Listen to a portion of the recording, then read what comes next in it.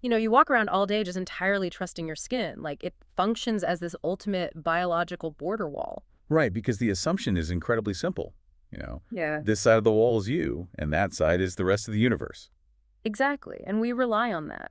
Evolutionarily speaking, if you don't actually believe your skin separates you from, say, a cliff edge, you don't survive very long. No, you really don't. You need that boundary just to navigate the physical world. Right, like if I stub my toe, I feel it. The chair doesn't feel it. It feels like a clean break.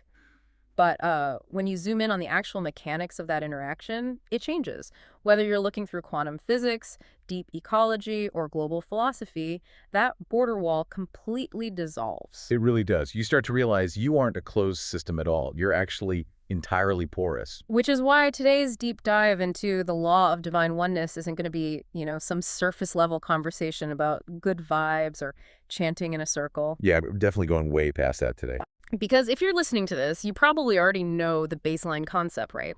Essentially, everything seen and unseen stems from a unified field of infinite possibilities. Right. That's the foundation of it. But our mission for this deep dive is to look at the terrifying biological realities of that interconnectedness. So we're going to explore the literal quantum mechanics of physical touch. We'll look at the biophysics of how a synchronized group of minds in Washington, D.C.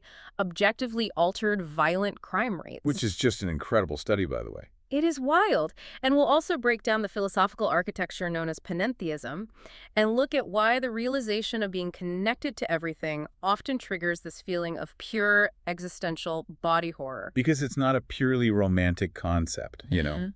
Merging with the unified field forces a total structural collapse of the ego. Yeah. So by the end of this deep dive, you're going to understand exactly the mechanisms by which your private daily thoughts are actively physically hacking and shaping the collective reality around you. It's a huge paradigm shift. It really is. So let's start with the literal physical reality of our bodies. Because if we're going to claim separation is an illusion, we really have to start at the subatomic level. We do. And the Smithsonian documentary, We Are All Stardust, gives us a really perfect baseline for this. Oh, I loved this part of the sources. Right. It maps out the literal atomic lineage of the human body.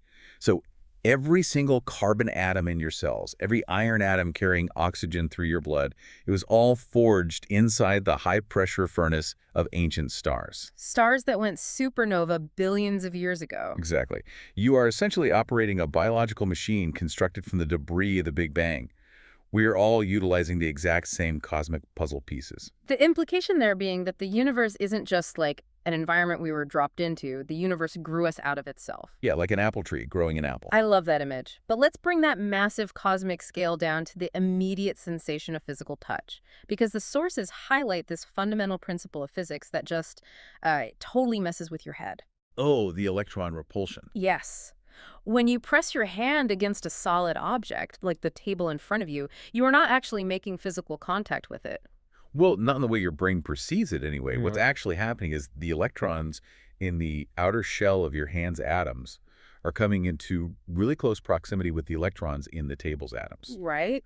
And because they carry the same negative charge, they fiercely repel each other. So they basically bounce off. Essentially, yeah. And then your nervous system translates that electromagnetic repulsion into an electrical signal, sends it to your brain, and your brain just renders the sensation of touch. So, like Albert Einstein pointed out, this whole human experience of feeling physically separate from the world around us is basically an optical delusion of consciousness. That's a great way to put it. It's a translation error, almost. But wait, hold on. If my electrons are literally repelling the table or repelling another person, that doesn't actually sound like oneness to me. No. No, that sounds like fundamental isolation. I mean, I'm basically an isolated magnet pushing the entire physical world away from me at all times. Right. But see, that is the illusion of the sensory translation. To understand why that repulsion is actually the exact mechanism of oneness, we have to look at the ancient Hermetic principle of correspondence. Right, which says, as above, so below, as within, so without. Exactly. In the framework of physical reality, that electromagnetic repelling is not isolation. It's an active language. It's communication. So kind of like two magnets resisting each other. Precisely like that. If you hold two opposing magnets close together, they aren't isolated in a void. They're locked in a highly responsive dynamic tension. Oh, I see. Because if you shift the angle of one magnet even a fraction of a millimeter, the other magnet instantly reacts. Exactly. To exist in the physical universe means to be in this constant, unavoidable state of energetic exchange. You're vibrating at a specific frequency, and your field is constantly negotiating with the fields around you. So you aren't just bouncing off a dead world. No, you're in a continuous high-speed dialogue with it. Wow. Okay, so the boundary isn't a wall separating two things. It's the interface where the conversation actually happens. That is a perfect way to summarize it. So if that is the physical reality of our atomic structure, I feel like it completely changes how we have to look at our minds. Oh, absolutely. Right. Because consciousness isn't just this abstract, floaty concept. It is generated by those exact same interacting physical systems. Right. So if our atoms are in constant dialogue with the environment, our consciousness must be doing the exact same thing. It has to be. And this is where the sources dive into the concept of the hive mind and whether this collective consciousness can actually be empirically measured. And it can be, right? I mean, look at the Global Consciousness Project. Yes, initiated by Roger D. Nelson, the methodology they used was honestly brilliant. They placed these random number generators all over the globe. Which are basically just sophisticated machines designed to spit out zeros and ones in a totally unpredictable, chaotic sequence. Right. The whole idea was to establish a baseline of pure mechanical randomness. But the data shifted when human attention synchronized. Dramatically. The researchers found that during massive, highly emotional global events, I think the most significant one being the attacks on September 11th, these machines just stopped being random. That is still so hard to wrap my head around. I know. They showed statistically significant deviations. They started producing ordered sequences of numbers. So the burning question is the mechanism. Like, how does human emotion dictate the algorithm of a machine thousands of miles away? Well, the leading hypothesis points to a localized structuring of the quantum field. When millions of human nervous systems experience the exact same intense emotional frequency simultaneously, it creates this massive coherent resonance in the collective electromagnetic field. So everyone is suddenly broadcasting on the exact same channel. Basically, yeah. And this coherence essentially reduces entropy in the surrounding environment. So the chaotic, random physical systems of those machines became briefly ordered by the sheer density of that synchronized human consciousness. Which totally moves this out of the realm of philosophy and right into measurable biophysics. Exactly. It's measurable data. And if global trauma can unintentionally structure the field like that, the Washington, D.C. Transcendental Meditation Study from 1993 shows us what happens when we do it intentionally. That study is a game changer. It is. Researchers mobilized 4,000 highly trained meditators to Washington, D.C. for 2 months, and their only task was to meditate daily in synchronized groups. Right. They weren't interacting with the community. They weren't out patrolling the streets, just meditating. Just meditating. And during that period, the maximum weekly decrease in violent crime was 23.3%, with an overall drop of 15.6%. And we should note, the statistical rigor applied to that data was intense. They controlled for weather variables, police deployment, historical crime trends, everything. So the only anomaly was the presence of a synchronized group generating a highly coherent state of consciousness. Yep, that was the only changing variable. I mean, I look at that 23.3% drop, and I have to ask how the signal actually reaches the recipient. Because, you know, a skeptic could argue this is just the reticular activating system at work. Oh, sure, the old you see what you want to see argument. Exactly. Like, if I consciously focus my brain on looking for peace, my biological filter shifts, and I start noticing peaceful interactions and just ignoring the negative ones, I change my perception, not the world. Right. But this study measured objective police reports, not the subjective feelings of the meditators. Right. So the meditators' focus must have somehow hacked the biological systems of the actual criminals on the street. And to map that mechanism, we have to look at the research of Dr. Joe Dispenza, specifically his book, Becoming Supernatural. Okay, let's get into that. So the reticular activating system is your internal filter, yes. But Dispenza focuses on what happens externally.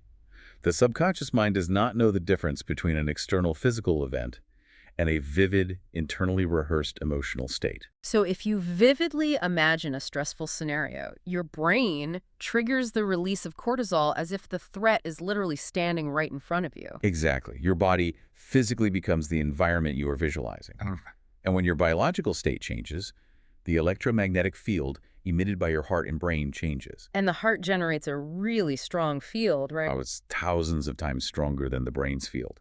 So when 4,000 people enter a state of deep, intentional physiological coherence, they are broadcasting an incredibly powerful, stabilized electromagnetic signature. And because of the law of divine oneness, we know we're all existing inside a shared conductive environment. Precisely, that stabilized field of peace ripples out and literally begins to downregulate the chaotic fight-or-flight autonomic nervous systems of the people in the surrounding geography. Wow. So the people committing crimes were physically interacting with the coherent electromagnetic field of the meditators, and their own nervous systems just calmed down without them ever realizing why. That's the implication, yes. Yeah. That fundamentally redefines privacy. I mean, a private thought isn't just internal data anymore. It's an active contribution to the collective atmospheric pressure. It's a huge responsibility when you really think about it. It is. Which kind of brings us to the architectural problem. If my brain's electromagnetic field is physically altering the hive mind, that implies we're all operating inside a shared, highly conductive environment. Right. So what is the actual structure of that environment? Well, to answer that structural question, we look to a philosophical framework called panentheism. Okay, let's break that down. The term was actually coined in the 19th century by the philosopher Karl Kraus. He was wrestling with this exact problem of physics and spirit, trying to find the bridge between strict naturalism and supernaturalism. So what does panentheism actually mean? It translates directly to all in God. It posits that the physical world exists entirely within the unified field, or source, and that source permeates everything in the world, but the source is ultimately infinitely larger and more complex than the physical world itself. Let's distinguish that from pantheism really quick. Because pantheism basically says the universe itself is the totality of God. Like the trees, the rocks, the stars, that is the entire boundary of the divine. Right. Pantheism equates the universe and God as the exact same thing. And then classical theism views the creator as entirely separate. Like an engineer who builds a clock, winds it up, and then just exists outside of it. Exactly. So panentheism occupies this really elegant space between them, and it relies on a systems theory concept known as emergence. Emergence, right? Yeah, in biology and physics, when smaller parts combine, they create an emergent system that is exponentially greater than the sum of its parts. Like individual neurons are not conscious, right? Right. But a complex network of billions of neurons creates the emergent property of human consciousness. And emergence allows for top-down causation. Yes. The higher emergent level can dictate the actions of the lower levels. Like your conscious thought, which is a high-level emergent phenomenon, can send a signal down to your physical hand to pick up a glass of wire. It basically rewrites the behavior of the lower-level biological hardware. Exactly. So panentheism suggests the unified field is the ultimate highest level of emergent organization.